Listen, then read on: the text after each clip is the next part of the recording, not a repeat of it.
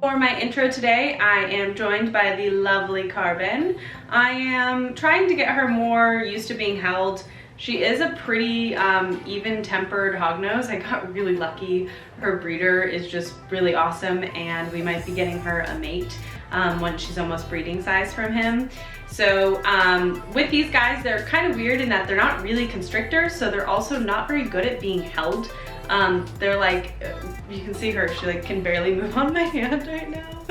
And they're also really derpy, so you kind of have to be careful when you're holding them that they don't fall. So I figured I'd take her out to have something to do with my hands. I feel like this is Anchorman, like, I don't know what to do with my hands. So today I'm going to be going through my breeding adults. I don't have a ton this season. Most of my breeding adults are actually growing out for next season, or my really planned projects are growing out and will be ready next season, which I'll be doing another video on kind of my 2021 plans. But for now, we're gonna go through my breeding adults this season. 2 of these females are being paired in a late September. I figure I'll get them paired for the end of the year, get a couple clutches out of them for their virgin season once they hit weight, and then next season will be kind of their full scheduled normal breeding.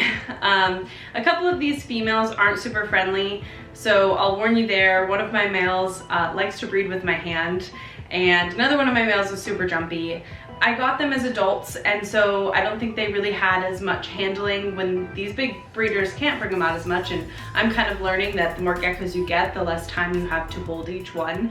So that is something to consider, that if you're getting an older breeder from, or adult from a breeding group, that you might notice they're a little bit less social than if you were to get a young one. So let's just wish us luck today and see if they all cooperate. The first male is my tricolor cornerstone male named Axwell. Axwell was produced by Crested Gecko, who is a United Kingdom-based breeder, so Axwell made the trip across the pond to the US. Axwell is out of their famous tricolor male named Adam, and I acquired him from Brian at Altitude Exotics. I'm super thankful to have him in my breeding program. He no longer fires a full tricoloration, but he's still super stunning. He has massive structure with one of the largest heads I have ever seen. He also has a chill demeanor, and all of the ladies seem to really love him.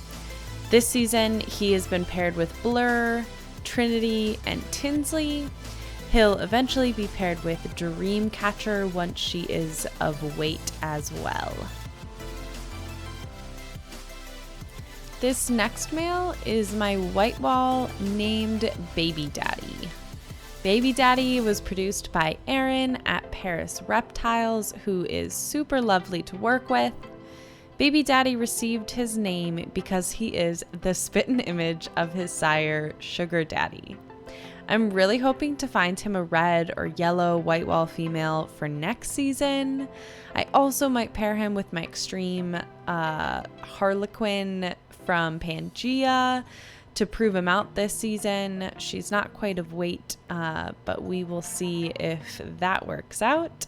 Otherwise, he's just been hanging out and is nice to look at.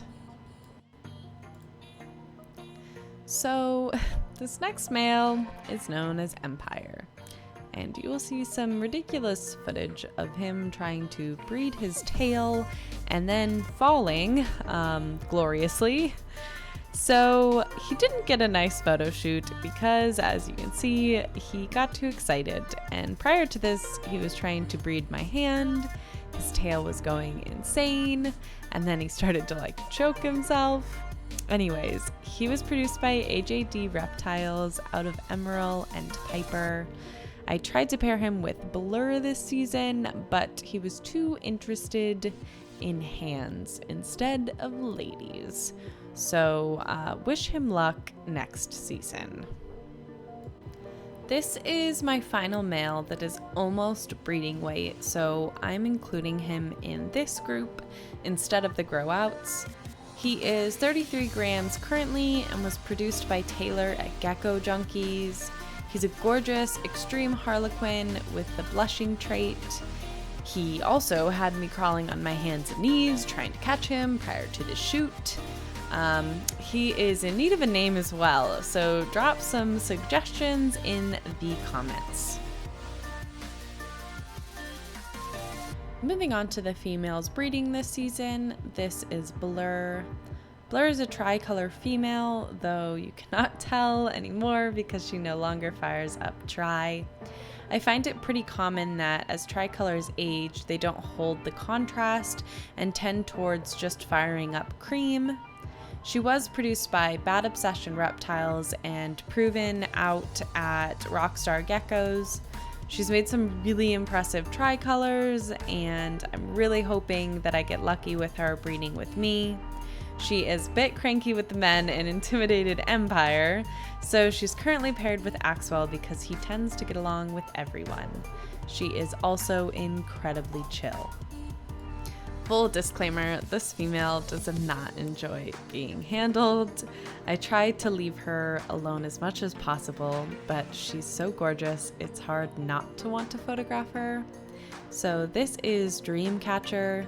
She is out of Jarvis, who's owned by Zenjex, and a Bolivian, who is a lily white produced by Lily Exotics and now owned by Earthshine. So she hatched out at Earthshine Exotics and they purchased her at close to ready to breed weight.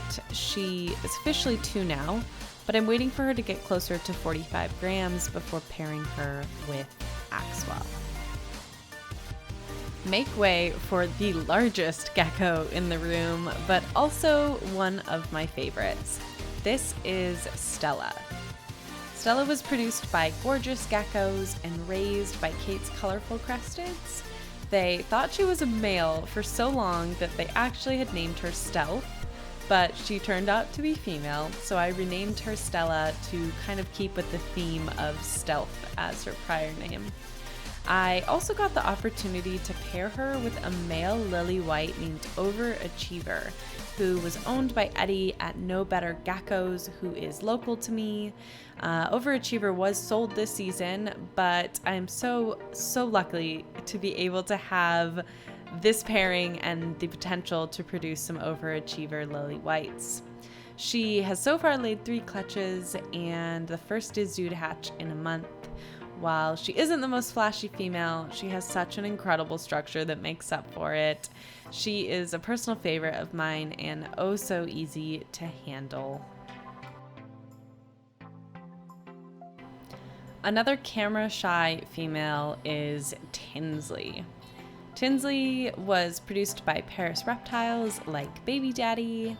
This is her first season, and she's been having an interesting go at egg laying. She's laid a single clutch of 2 fertile eggs, and then the second clutch had just 1 infertile dud. But I love her white spotting. It's so unique, and she's generally a really friendly gecko. She greets me in her tank, which is totally rare for geckos. Cross your fingers that she produces some awesome babies this season and passes on those white spots, and that she has an easier time laying.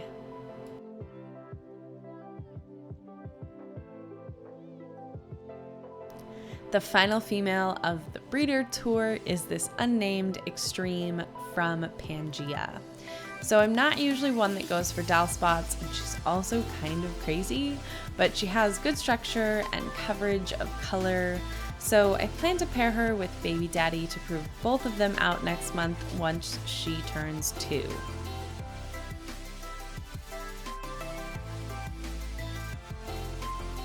Okay guys, well that is all of my breeding adults for this season. I hope that you enjoyed it. I'll be doing the upcoming 2021 breeders, and then I'll also be doing another video of hatchling juvies that are probably looking at 2022 that I will also include my sale geckos in. So if you're looking for some really cool geckos that just aren't gonna work in my program, I'll be showing you those too. Okay, see you next video. Bye-bye.